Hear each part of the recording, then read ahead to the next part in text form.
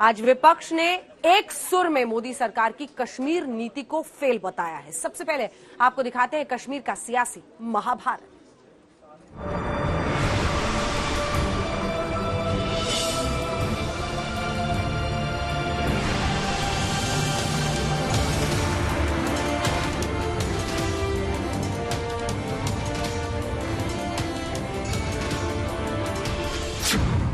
मोदी की कश्मीर नीति पर विपक्ष का प्रहार।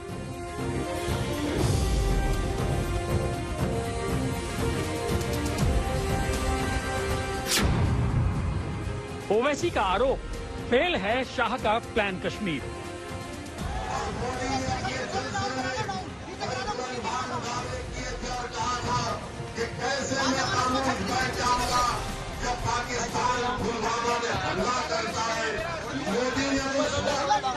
हमारी फौज को इस्तेमाल किया और पार्लियामेंट इलेक्शन में वोटों को बटोरने का काम किया।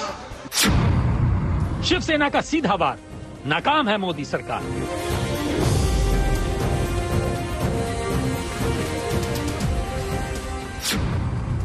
कांग्रेस बोली, बीजेपी राज में पलायन पार्ट 2 शुरू। जब 370 हटाई गई थी तब देश के प्रधानमंत्री जी ने, देश के गृहमंत्री जी ने कहा था कि अब कश्मीर पूरी तरह से हमारे कंट्रोल में है, हमारी निगरानी में है। ऐसे में देश के गृहमंत्री को आगे आकर के जवाब देना चाहिए। आपने पूछा सवाल, क्यों सीरियस नहीं सरकार?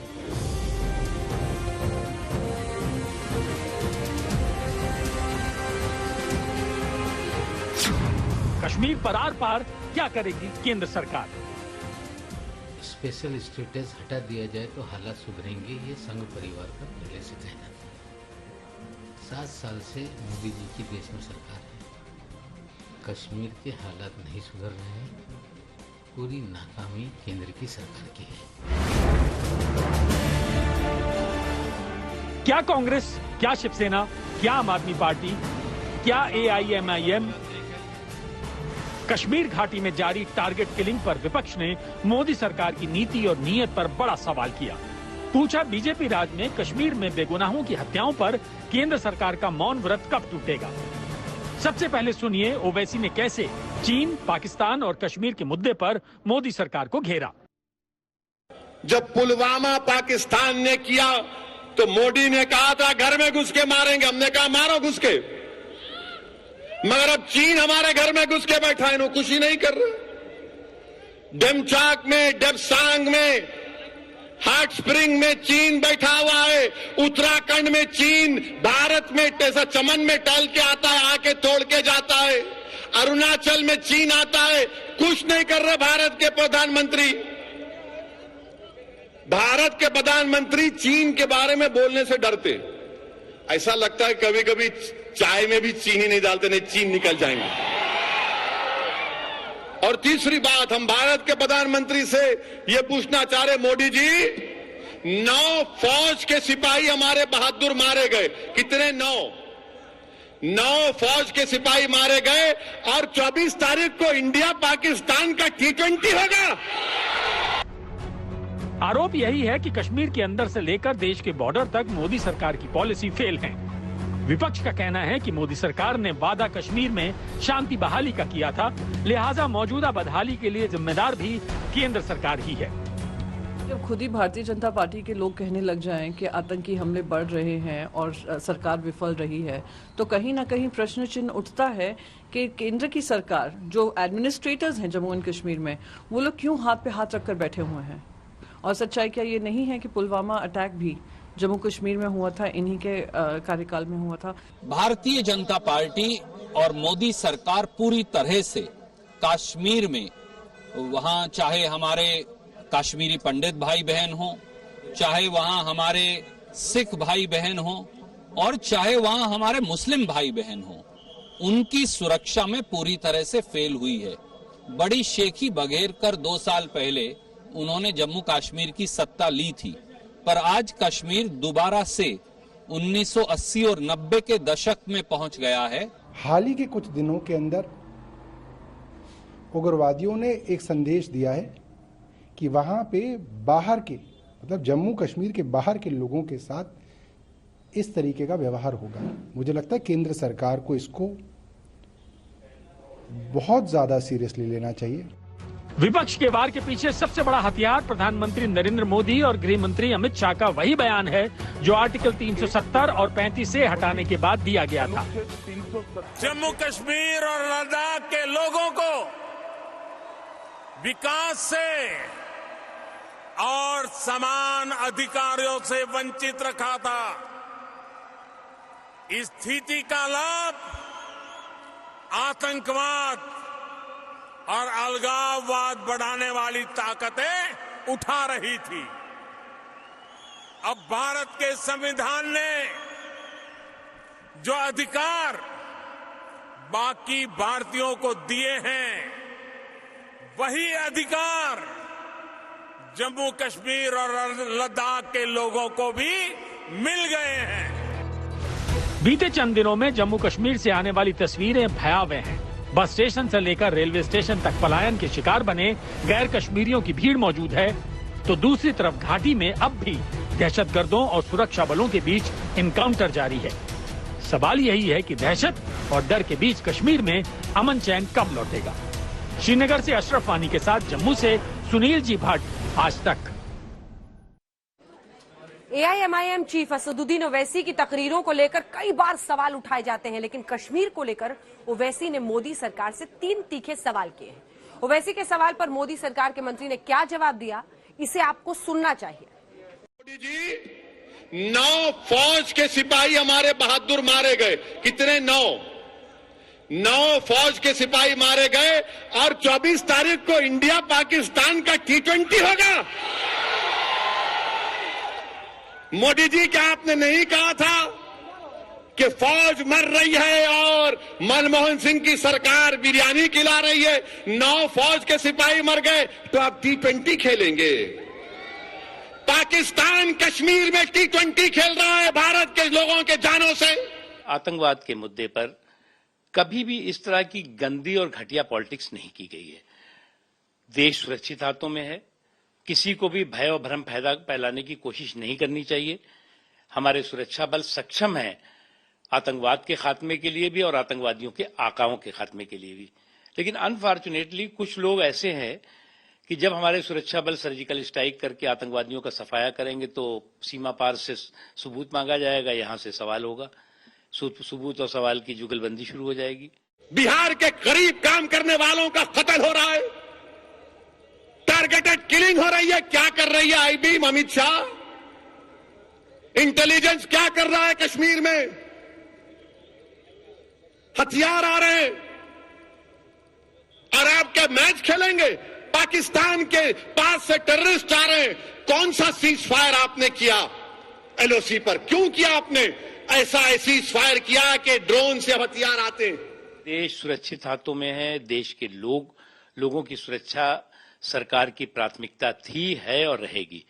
और उस सुरक्षा के आड़े और उस सुरक्षा को नुकसान पहुंचाने की किसी भी स्तर की कोई कोशिश होगी, उसका जो है वो मुस्तैदी के साथ जवाब दिया जा रहा है। आप चिंता मत करिए। आतंकवादियों के खात्मे के लिए मजबूती और मुस्तैदी के साथ सुरक्षा बल काम कर रहे हैं और जिन लोगों ने ये हरकतें की हैं उनको उसका मुंह तोड़ जवाब मिल रहा है। 70 निकाला तो बहुत बोले थे, सब खत्म हो गया कश्मीर में। क्या खत्म हुआ? कुछ खत्म नहीं हुआ। टारगेटेड किलिंग कश्मीर में हो रही है। ये मोदी सरकार की नाकामी है जो कश्मीर में हो रहा है। आपके पास कोई पॉलिसी नहीं है टेररिज्म के ऊपर। कुछ लोगों जो है वो सेकुलर शेरवानी पहन के कमनल कारस्तानी के मसीहा बने हुए हैं और इस तरह के जो सेकुलर शेरवानी पहन के कमनल कारस्तानी के ठेकेदारी करने वाले लोग हैं, उनको एक बात समझना चाहिए कि न ये देश जो है वो इस तरह की कमनल कारस्तानी और कंफ्यूजन करने वाली कारस्तानी से प्रभावित होने वाला है, न उत्तर प्रदेश। और खासतौर से उत्तर प्रदेश तो बहुत परिपक्व लोगों का प्रदेश है। ऐसी सेकुलर शेरवानी और कमनल कारस्तानी वालों को बैरंग वापस करता है। कश्मीर में टारगेट किलिंग को लेकर खूब सियासत हो रही है और आप देख भी रहे हैं, लेकिन इस सियासत के केंद्र बिंदु में जो गैर कश्मीरी मजदूर हैं, वही दिहाड़ी मजदूर जो घाटी से घर वापसी को मजबूर हैं। आज तक संवाददाता सुनील जी भट्ट ने तमाम ऐसे गैर कश्मीरी मजदूरों से बात की। मजदूरों ने जो बताया, मजदूरों ने जो झेला, उसे सुनकर किसी का भी कलेजा कांप उठे।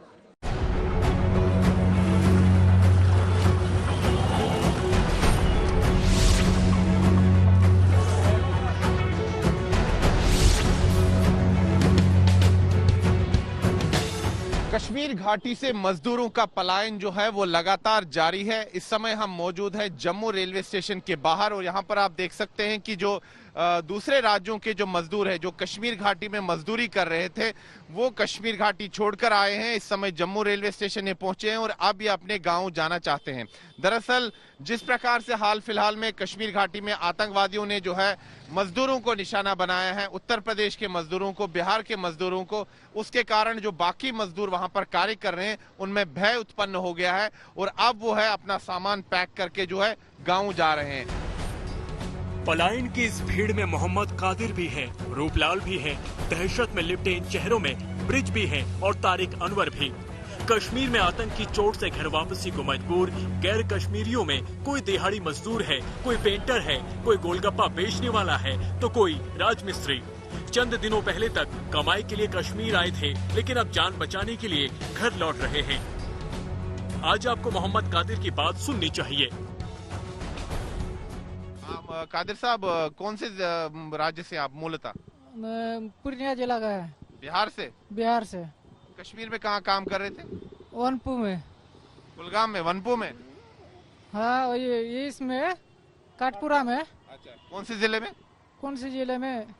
कोलगांव जिला में। अच्छा, मुझे बताइए अभी आप वहाँ से सब छोड़ छाड़ कर क्यों आए?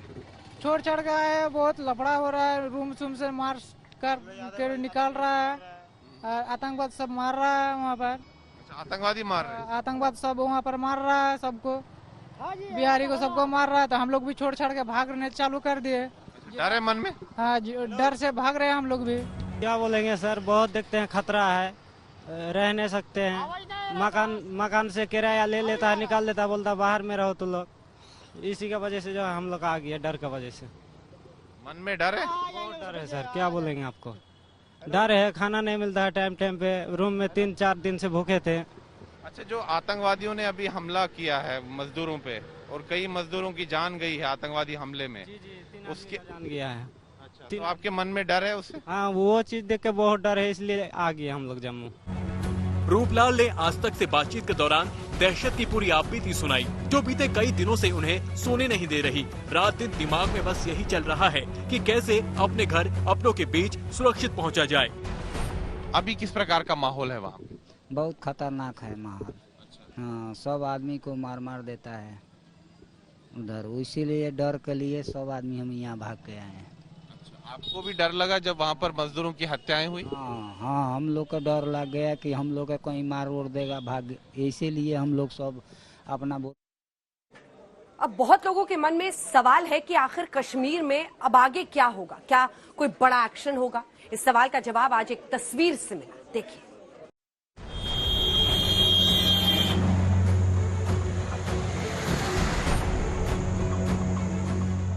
आज कश्मीर से आई इन तस्वीरों के बड़े मायने हैं।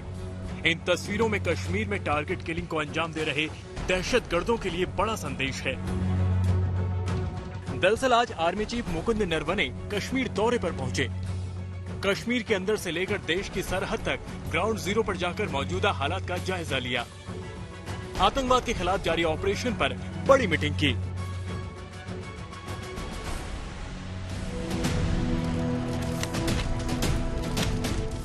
दौरे की टाइमिंग बहुत अहम है क्योंकि बीते कुछ दिनों में आतंकवादियों के साथ हुए एनकाउंटर में नौजवानों को अपने प्राणों की आहुति देनी पड़ी है।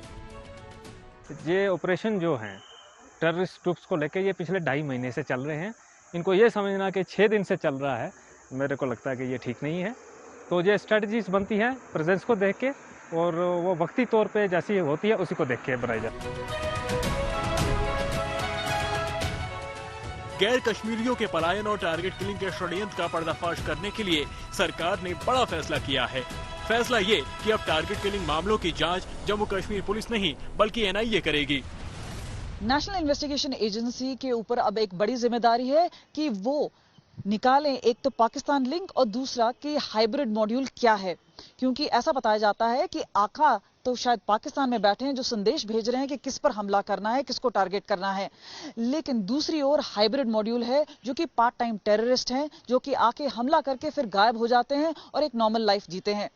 और शायद इसी वजह से ये मुश्किलें बढ़ गई हैं, लेकिन NIA अब जांच करेगा और दुनिया के सामने रखेगा कि आखिरकार मास्टरमाइंड कौन है। आतंकी साजिश को देखते हुए जम्मू कश्मीर की सुरक्षा बढ़ा दी गई है। चप्पे चप्पे पर कड़ा पहरा है। आज सियासी गलियारे में एक चर्चा और थी। पहले केंद्रीय मंत्री गिरिराज सिंह ने भारत पाक मैच रद्द करने की बात कही थी। अब ओवैसी ने भी मैच रद्द करने की बात की है। इस मुद्दे पर आज तक संवाददाता अशोक सिंघल ने जम्मू कश्मीर के बीजेपी प्रभारी रहे राम माधव से बात की है। सुनिए क्या कहते हैं। माधव जी, एक सवाल अब उठ रहा है बहुत जोर से कि पाकिस्तान के साथ क्रिकेट के संबंध फिर तोड़ देने चाहिए क्योंकि मैच होना है, कि मैच रद्द किया जाना चाहिए। आपको क्या लगता है कि जो आवाम की फीलिंग्स हैं उसकी कदर करनी चाहिए, उसका सम्मान करना चाहिए और मैच को रद्द कर देना चाहिए?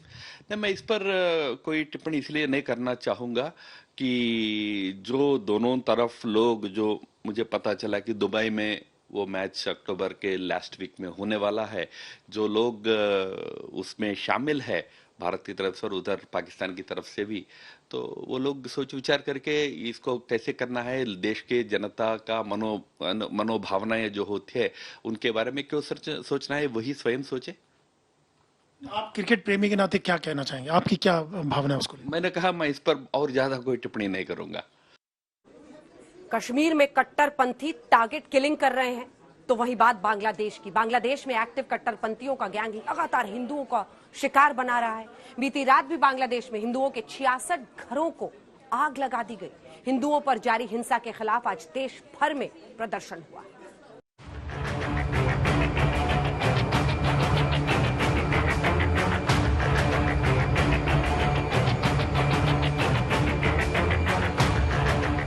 बांग्लादेश में हिंदुओं पर कट्टरपंथियों का नया हमला।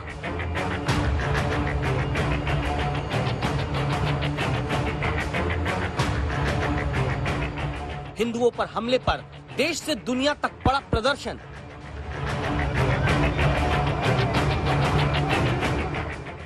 अमेरिका से लेकर यूएन तक सबने की कड़ी निंदा।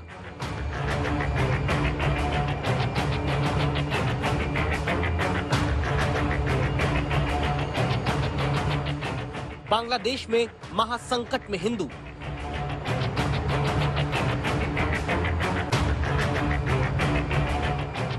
ये तस्वीरें बांग्लादेश में हिंदुओं पर हमले की नई गवाही है। एक बार फिर बीती रात रंगपुर के पीरगंज में हिंदुओं के 66 घरों को आग में खाक कर दिया गया। आगजनी से पहले कट्टरपंथियों ने जमकर लूटपाट की। बांग्लादेश के हिंदुओं की आप बीती रोंगटे खड़े कर देने वाली है। আমাদের ক্ষতি হয়েছে, ঘরে 80,000 টাকা ছিল, আবার হচ্ছে গয়নাগাটি ছিল, আবার ঘরের জিনিস জানা যা কিছু ছিল, নতুন কাপড় চোপড়, চাউল ছিল, চাউলের বস্তা ড্রাম থেকে ঢালি নিয়ে সব চলে নিয়ে গেছে, গরু ছাগল। এখন মনে করেন জীবনের ভয়ে ওরা যখন হামলা করছে তখন আমরা সবাই বাইরেই চলে গেছিলাম। কিছুই নাই বাবা, করি খাওয়ার মতো কোনো বুদ্ধি নাই বাবা, কেন করি চলে ঘরে যেমন বাঁচাবো বাবা রে।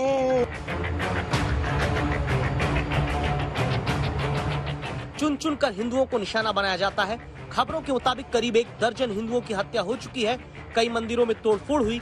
चौंकाने वाली बात यह कि आतंक का खेल जारी है। अब आपको दिखाते हैं उत्तर प्रदेश में 40% का खेला। जी हाँ, 40% का खेला। यूपी में सियासत की बिसात बिछ चुकी है। 2022 के विधानसभा चुनाव में नेताओं ने अपनी अपनी पॉलिटिक्स शुरू कर दी है। इस वक्त यूपी की राजनीति में प्रियंका गांधी कुछ ज्यादा ही तेज चाल चल रही हैं और अब उन्होंने यूपी चुनाव के लिए 40% 40% महिलाओं को टिकट देने का दांव चला है।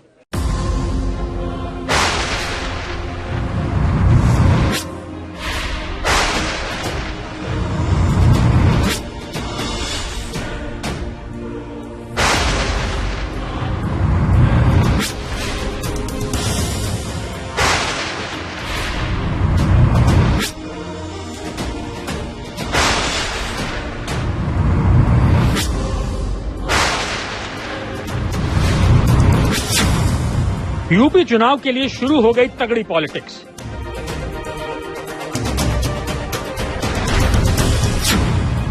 क्यों चला प्रियंका गांधी ने 40% महिलाओं को टिकट का दांव?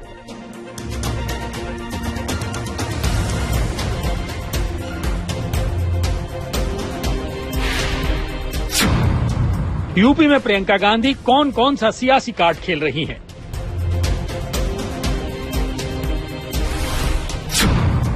मोदी और योगी ने यूपी के लिए नया प्लान कौन सा बनाया है? अखिलेश को ओवैसी ने यूपी चुनाव का कौन सा फॉर्मूला सुझाया?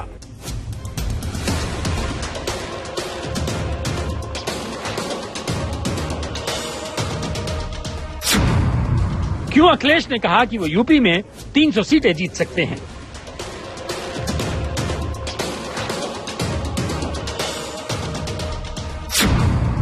यूपी चुनाव सबसे बड़ा खेला होबे।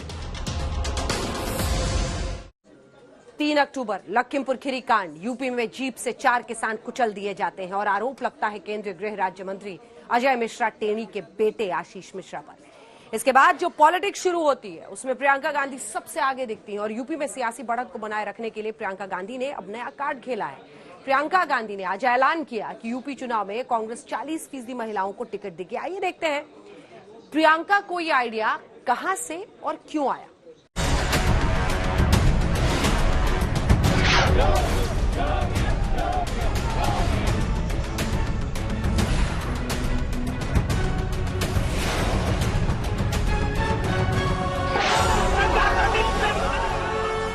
यूपी चुनाव से पहले प्रियंका गांधी एक्टिव मोड में आ गई हैं और प्रियंका गांधी ने यूपी चुनाव के लिए जो नया पासा फेंका है वो है यूपी चुनाव में कांग्रेस का नया नारा, लड़की हूँ, लड़ सकती हूँ।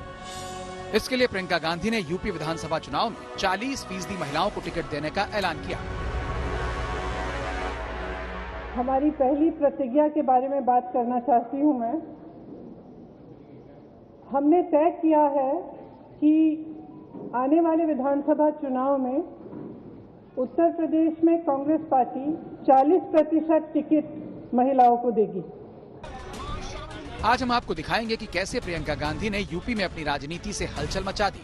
हम आपको दिखाएंगे कि कैसे राजनीति के जानकार ये कहने लगे कि कांग्रेस में प्रियंका गांधी ने नई जान सी फूंक दी है। लेकिन क्या महिलाओं के लिए टिकट का आरक्षण तुरुप का पत्ता साबित होगा? अब प्रियंका गांधी ने यूपी के हाथरस कांड से लेकर लखीमपुर खीरी कांड पर योगी सरकार को घेरा। प्रियंका ने आज 4 लड़कियों की बात भी की। उन्नाव, हाथरस, चंदौली और सोनभद्र की बेटियों को अपना नया फैसला समर्पित किया। ये निर्णय मैंने उस महिला के लिए लिया है जिसने गंगा यात्रा के दौरान मेरी नाव को वापस तट पर बुला के कहा कि मेरे गांव में पाठशाला नहीं है, मैं अपने बच्चों को पढ़ाना चाहती हूँ। ये निर्णय चंदौली में जो शहीद एयरफोर्स के पायलट हैं उनकी बहन वैष्णवी के लिए है, जिसने मुझे कहा कि उनके भाई शहीद हो गए हैं लेकिन वो पायलट बनना चाहती है। ये निर्णय उन्नाव की उस लड़की के लिए है जिसको जलाया गया, मारा गया, उसकी भाभी के लिए है जो आज भी संघर्ष कर रही है उसका, और उसकी 9 साल की भाभी की बेटी के लिए है जिसको स्कूल में धमकाया गया था। ये निर्णय हाथरस की उस माँ के लिए है जिसने मुझे गले लगाकर कहा कि उसको न्याय चाहिए, उसको न्याय नहीं मिल रहा है। एक लड़की मेरे से मिली, मैंने उससे पूछा क्या बनना चाहती हो बड़ी होकर? उसने कहा प्रधानमंत्री बनना चाहती हूँ। उसके लिए है यह निर्णय। जिस कांग्रेस पर हमेशा से परिवारवाद और वंशवाद को बढ़ावा देने के आरोप लगते रहे हैं, अब प्रियंका ने यूपी में सियासत की आंधी चलाई। समूचे देश ने प्रियंका की पॉलिटिक्स लखीमपुर खीरी कांड पर देखी है। देश ने प्रियंका गांधी को सियासत की झाड़ू लगाते हुए देखा। नहीं होगा। लखीमपुर जाने की जिद के लिए यूपी पुलिस से लड़ते हुए देखा। तुमने मुझे ढकेल के तुम यहाँ लाए हो, मुझे जबरदस्ती ले जा रहे हो। और 52 घंटे तक यूपी पुलिस के कैद में योगी और मोदी सरकार पर वार करते हुए देखा। मुझे बिल्कुल मंजूर है। और अब प्रियंका ने 40% महिलाओं को टिकट देने के ऐलान के साथ योगी सरकार पर वार किया। प्रियंका ने कहा कि सुरक्षा महिलाओं की नहीं होती, बल्कि बचाया उन्हें जाता है जो लोगों को कुचलते हैं। यानी ये सीधे सीधे लखीमपुर खीरी कांड की तरफ इशारा है। मैं आप सबसे कहना चाहती हूँ, आप समाज सेविका हैं, आप अध्यापक हैं, आप एक नौजवान महिला हैं जो आप अपना भविष्य बनाना चाहती हैं, आप प्रेस में हैं। अगर आप बदलाव चाहती हैं तो इंतजार मत करिए। आपकी सुरक्षा कोई नहीं करने वाला। सब बातें करते हैं, सुरक्षा करने का जब समय आता है तो सुरक्षा उनकी होती है जो आपको कुचलते हैं। प्रियंका गांधी और कांग्रेस लगातार लखीमपुर खीरी कांड पर केंद्रीय गृह राज्य मंत्री अजय मिश्रा टेनी का इस्तीफा मांग रही है, लेकिन अजय मिश्रा टेनी अभी तक अपने पद पर बरकरार है। उधर प्रियंका के यूपी चुनाव में महिलाओं के आरक्षण की घोषणा पर मायावती ने ट्वीट किया। कांग्रेस जब सत्ता में होती है वह इनके अच्छे दिन होते हैं तो इनको दलित, पिछड़े व महिलाएं आदि याद नहीं आती, किंतु जब इनके बुरे दिन नहीं हट रहे हैं तो पंजाब में दलित की तरह यूपी में इनको महिलाएं याद आई हैं। व उन्हें 40% टिकट देने की घोषणा इनकी कोरी चुनावी नाटकबाजी है। महिलाओं के प्रति कांग्रेस की चिंता अगर इतनी ही वाजिब व ईमानदार होती तो कांग्रेस में इनकी सरकार ने संसद व विधानसभाओं में महिलाओं को 33% आरक्षण देने का कानून क्यों नहीं बनाया। जबकि बीजेपी ने कहा कि कांग्रेस हौसले और परिवार की पार्टी है, ये चुनावी कार्यक्रम है, सिर्फ नारा बनकर रह जाएगा। चुनाव आ गए हैं, अब परिवार की रंगोली और पॉलिटिकल ठिठोली शुरू हो गई है। सबको याद होगा कि पिछली बार जब चुनाव हुए थे तो 2 हंसों की जोड़ी आई थी मैदान में। उसके बाद आज गाना गा रहे उत्तर प्रदेश के लोग 2 हंसों की जोड़ी बिछड़ गई रे। समाजवादी पार्टी जब से बनी है तब से इसके लिए प्रतिबद्ध है, ये हमारा लक्ष्य रहा है, चाहे वो किसी भी वर्ग की हो। बाकी आज कोई क्या कहता है इससे हमारा कोई मतलब। अब आपको जरा समझाते हैं कि महिला वोटर तमाम पार्टियों के लिए अचानक जरूरी क्यों हो गए हैं। आंकड़े बताते हैं कि ओडिशा से लेकर बंगाल तक महिला वोटरों का रुझान सरकार का फैसला करने में निर्णायक हो रहा है। सबसे पहले उत्तर प्रदेश के आंकड़े देखिए। 2019 के लोकसभा चुनावों में कांग्रेस पार्टी को कुल 6% वोट मिले थे, जिसमें 5% महिलाओं ने कांग्रेस को वोट दिया था। जबकि 2019 के लोकसभा चुनावों में बीजेपी को यूपी में कुल 49% वोट मिले थे, जिसमें 51% महिलाओं ने बढ़ चढ़कर मोदी के नाम पर बीजेपी को वोट दिया था।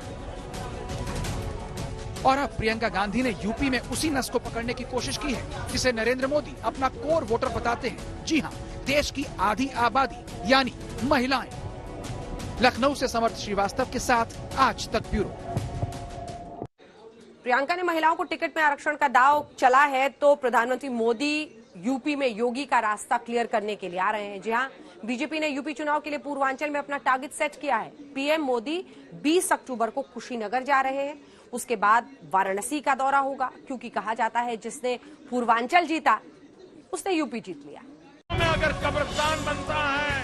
पिछली दफा यूपी में अखिलेश सरकार का तख्ता पलट प्रधानमंत्री मोदी ने यूपी में अपनी ताबड़तोड़ रैलियों और भाषणों से किया था। अगर रमजान में बिजली मिलती है तो दिवाली में भी बिजली मिलनी चाहिए। अगर होली पे बिजली मिलती है तो ईद पर भी बिजली मिलनी चाहिए। भेदभाव नहीं होना चाहिए। साल 2017 के यूपी चुनाव में मोदी ने शमशान और कब्रिस्तान वाले भाषण से यूपी की राजनीति ही बदल दी थी। भाइयों बहनों, गांव में अगर कब्रिस्तान बनता है तो गांव में स्मशान भी बनना चाहिए। और अब फिर से यूपी चुनाव का वक्त आ गया है और मोदी और योगी की जोड़ी फिर से राजनीति का नया प्लान लेकर तैयार है, क्योंकि कहते हैं कि देश की सत्ता का रास्ता उत्तर प्रदेश से होकर जाता है। और ये भी कहा जाता है कि यूपी को जीतने के लिए पूर्वांचल को भी जीतना जरूरी होता है। और इसी फॉर्मूले से लगातार 2 लोकसभा चुनाव और 2017 में विधानसभा चुनाव में सबसे ज्यादा सीटें जीतने वाली बीजेपी मिशन 2022 के पूर्वांचल में पैठ बनाने की कोशिशों में जुट गई है। इसी के मद्देनजर प्रधानमंत्री मोदी अपने 5 दिनों में 2 बड़े कार्यक्रम कर पूर्वांचल में चुनावी माहौल बनाने की कवायद करेंगे।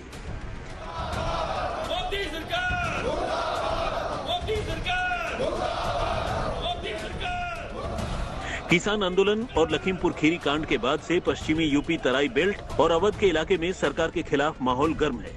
वहीं पूर्वांचल बीजेपी का अभी भी मजबूत गढ़ माना जाता है, जिसकी सबसे बड़ी वजह पीएम नरेंद्र मोदी का वाराणसी से सांसद होना और गोरखपुर से सीएम योगी का होना है। ऐसे में पूर्वांचल में 5 दिन के अंदर ही प्रधानमंत्री मोदी अपने 2 दौरों के जरिए बीजेपी के चुनावी अभियान का आगाज करेंगे। मोदी के कार्यक्रम को लेकर बीजेपी तैयारियों में जुटी है। कुशीनगर को एक नए मेडिकल कॉलेज देने के लिए प्रधानमंत्री जी कल यहां आ रहे हैं। कुशीनगर का अपना ऐतिहासिक महत्व रहा है। तथागत भगवान बुद्ध की महापरिनिर्वाण स्थली के कारण पूरा देश और पूरी दुनिया अत्यंत श्रद्धा भाव के साथ इस स्थान को देखता है। आज हमने अपराध में पढ़ा, मीडिया ने बताया कि देश के प्रधानमंत्री उत्तर प्रदेश में आज कुछ 6 या 7 मेडिकल कॉलेज का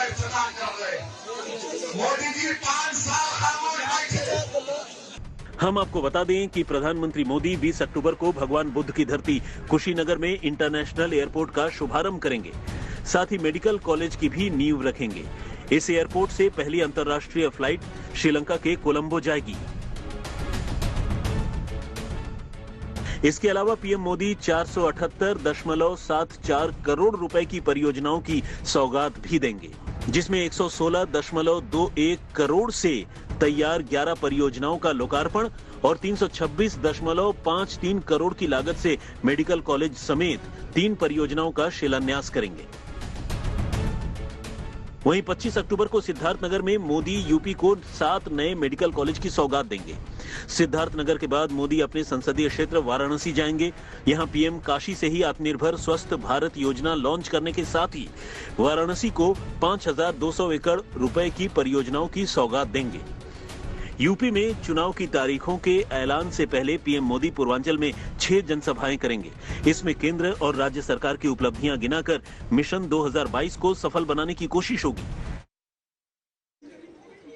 यूपी में अखिलेश यादव सरकार बनाने के सपने देख रहे हैं तो ओवैसी यूपी में सियासी जमीन तलाशने के लिए मुस्लिम वोटर्स पर खूब डोरे डाल रहे हैं। लेकिन ओवैसी ने एक बड़ी बात कह दी है, सिर्फ मुस्लिम और यादव कॉम्बिनेशन से बीजेपी को नहीं हराया जा सकता, उसके लिए पूरा A to Z कॉम्बिनेशन चाहिए।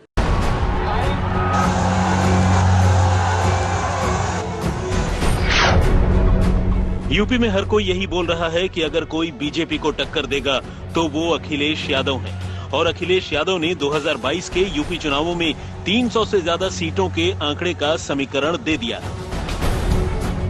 150 से ऊपर की टिकट कट रही है और देखिए हिसाब किताब बिल्कुल ठीक ठाक है। 150 की टिकट कट रही है और 100 मुख्यमंत्री से नाराज थे जो विधानसभा में धरने बैठे थे। कितने हो गए? 250। 50 हम जीते हुए हैं तो कितने हो गए हमारे? 300 तो पार अभी हो गए। यूपी में सियासी जमीन ओवैसी की पार्टी भी तलाश रही है। ओवैसी की नजर यूपी के मुस्लिम वोटरों पर है। ओवैसी मुस्लिमों को लुभाने के लिए सिर्फ योगी और मोदी सरकार पर निशाना साध रहे हैं। समाज से इसलिए देश का प्रधानमंत्री उसके बाप को मिनिस्ट्री से नहीं हटा। लेकिन ओवैसी ने एक चुनावी रैली में एक फॉर्मूला भी बताया। ओवैसी ने कहा कि मुस्लिम यादव कॉम्बिनेशन से बीजेपी को हराया नहीं जा सकता। बीजेपी को हराने के लिए A से Z कॉम्बिनेशन तैयार करना होगा। उत्तर प्रदेश में तो वहाँ तक तो ले आएगा, मुसलमान है, यहाँ तक 9% पर यादव का मुख्यमंत्री बन जाता है। कितने ठाकुर है योगी मुख्यमंत्री बन जाते हैं। ये आपको सोचता है, आपको फैसला करना है। याद रखिए दर्द हमारे पेट में होगा तो अजवान हमको खाना पड़ेगा। ओवैसी ने यह भी कहा कि अगर कोई सोचता है कि यूपी में 19% मुसलमान उनको वोट देता रहेगा और वो इन्हीं वोटों पर राजनीति करेंगे तो ऐसा नहीं हो सकता। आज तक ब्यूरो। इसके साथ स्पेशल रिपोर्ट में न्यूज रूम से इतना ही। देश दुनिया की बाकी खबरों के लिए आप देखते रहिए आज तक।